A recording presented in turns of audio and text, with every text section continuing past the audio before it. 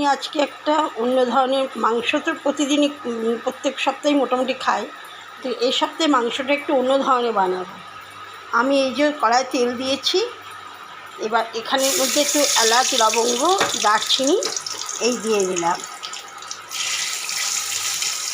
এটা একটু অন্য ধরনের করবো। আচ্ছা, এবার এইখানে আমার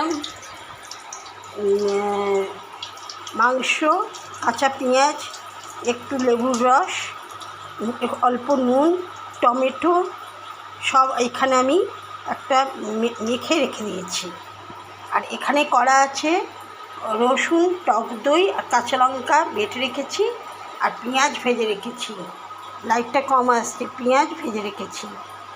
এইবার আমি এটা একবারে তেলে এবার দিয়ে দেবো এটা মাংসটা।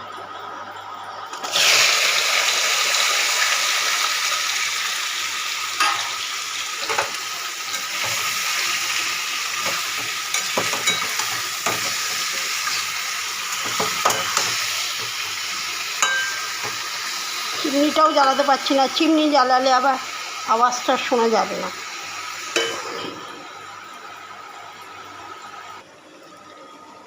এই গরমে একদম হালকা পাতলা করব। এখানে আমার আলু ভাজা রাখা আছে, এখানে দই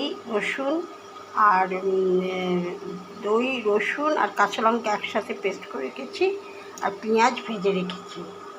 আর সেরকম কিছু দেব না।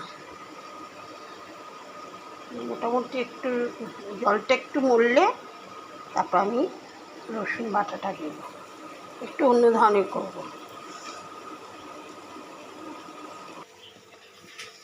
মাংস মোটামুটি হয়ে গেছে, মোটামুটি।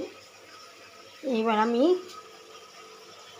এই কড়ায় একটু তেল দিয়ে মেথিটা দিয়ে দেবো। কিন্তু মেথি আমি দেবো না, মেথি আমি তুলে নেবো। নিয়ে মেথির তেলের মধ্যে আমি রসুনের জলটা আমি দেবো।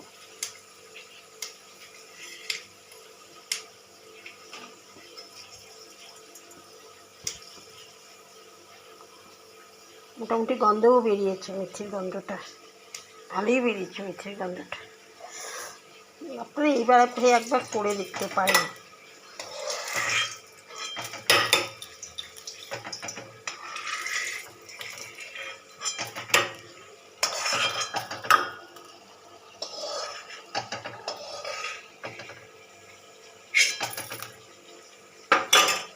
এবার আমি এর মধ্যে রসুন,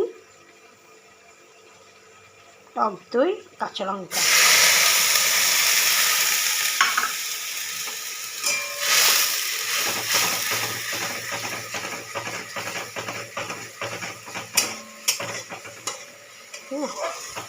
এদিকে রিচ নয়, এদিকে একটু আলাদা সেন্ট আসবে।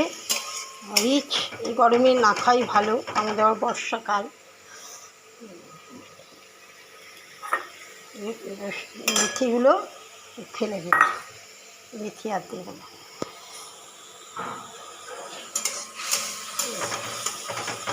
ভালো একটা সেন্ট বেরিয়েছে।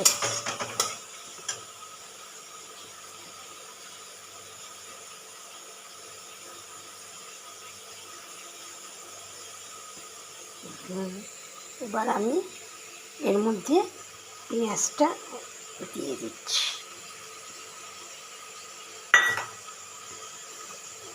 এখানে কাঁচা পেঁয়াজ, এখানে ভাজা পেঁয়াজ ছড়ানো।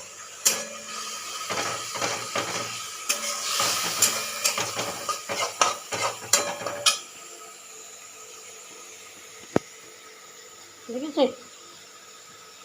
এবার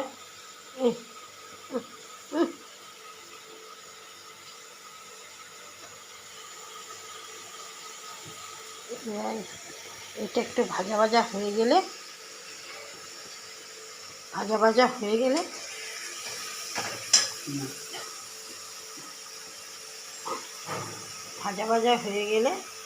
এবার এইটা